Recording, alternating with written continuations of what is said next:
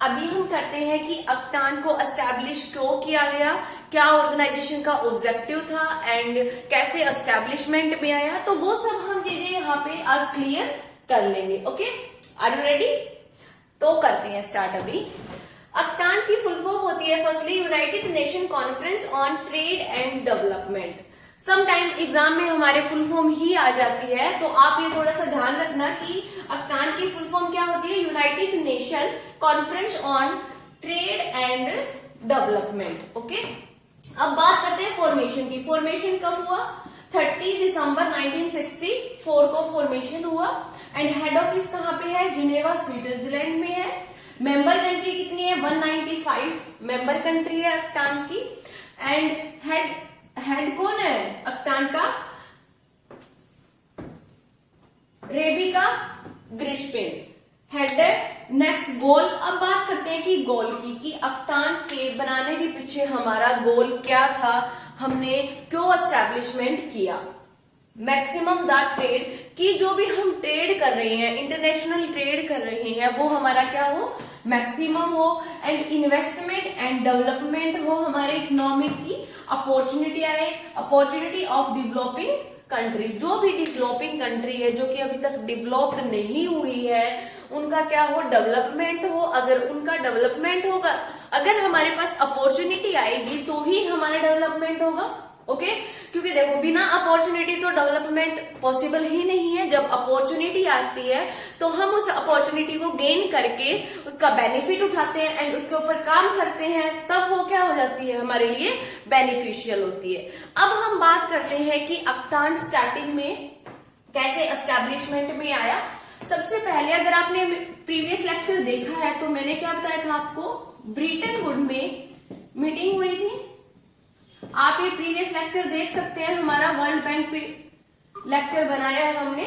Britain would में meeting हुई थी जहां से 2 बॉडीज को सेटअप किया गया। One is IBRD and second is IMF। Okay, IBRD क्यों सेटअप किया गया? क्योंकि for the reconstruction and development of the economy. जो भी वर्ल्ड वॉर के कारण हमारी जो इकोनॉमी है वो नष्ट हो गई थी, उसको दोबारा से रिकंस्ट्रक्ट करने के लिए हमने किसका एस्टेब्लिशमेंट किया? IBRD का किया। करते हैं IMF की। तो IMF की फुल फॉर्म होती है इंटरनेशनल मॉनिटरी फंड। मनी से रिलेटेड जो भी ट्रांजैक्शन होगी वो हैंडल कौन करेगा? IMF। अगर हमारी ट्रेड से रिलेटेड एक्सपोर्ट इंपोर्ट कर रही है या फिर BOP को इक्विलिब्रियम करने का काम है, वो कौन करेगा? IMF करेगा। तो ट्रेड से रिलेटेड भी कौन संभालेगा आपका? IMF ही संभालेगा। अब अगर बात करें तो IMF हमारा एस्टेब्लिशमेंट में आया था 1945 को। ओके, और एक बॉडी सेटअप की गई जिसका नाम था गेट। गेट की फुल फॉर्म क्या होती है? Journal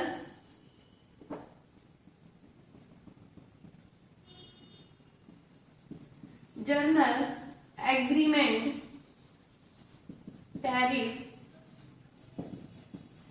and trade.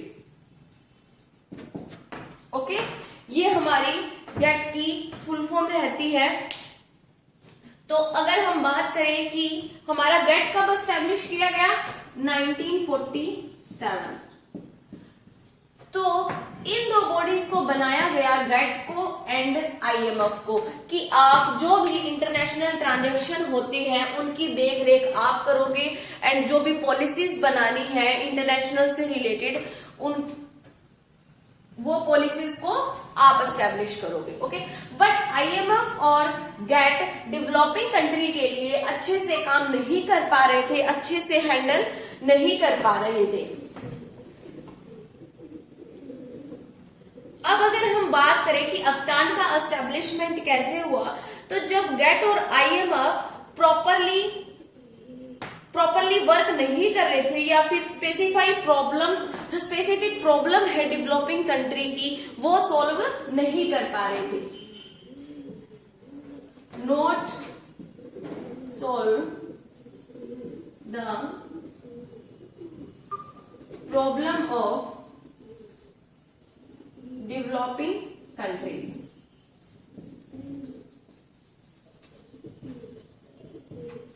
जो IMF है और गेट है वो दोनों डेवलपिंग कंट्रीज की प्रॉब्लम को सॉल्व नहीं कर पा रहे थे, यानी कि जो डेवलपिंग कंट्री एक्सपोर्ट और इंपोर्ट कर रही थी, ट्रेड कर रही थी, उनकी प्रॉब्लम को सॉल्व नहीं कर पा रहे थे।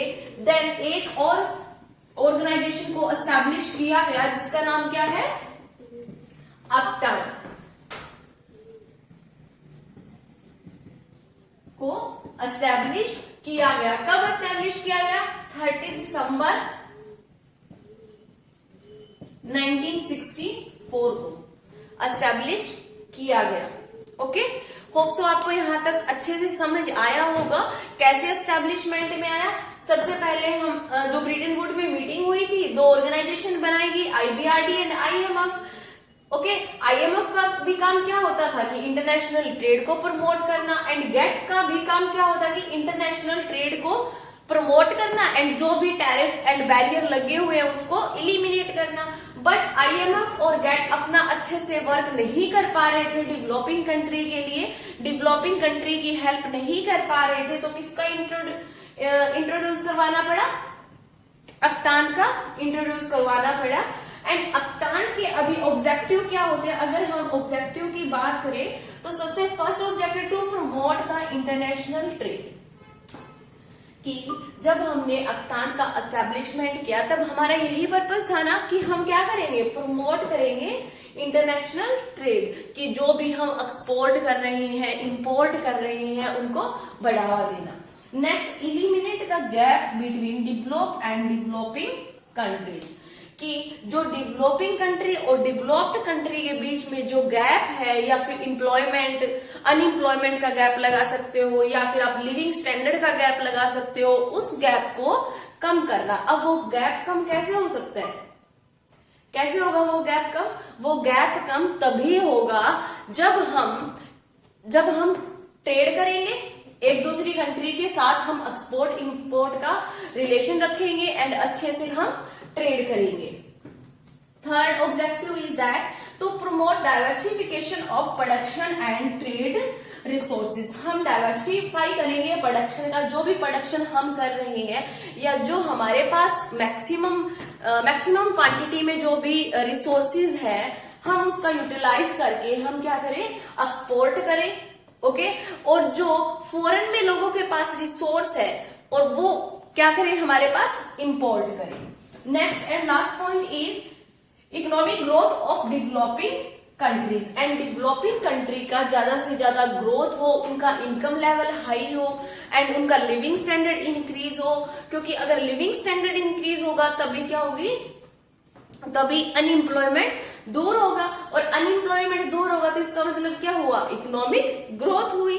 ओके, तो आज हमने किया अपटान की फुल फॉर्म क्या होती है, एंड अपटान के जो गोल है वो क्या होती है, ऑब्जेक्टिव क्या होते हैं, कैसे एस्टैब्लिशमेंट में आया। ओके, होप सो आपको सब समझ में आया होगा, and this is most important concept. Okay, and please like, share and subscribe my YouTube channel. Thank you.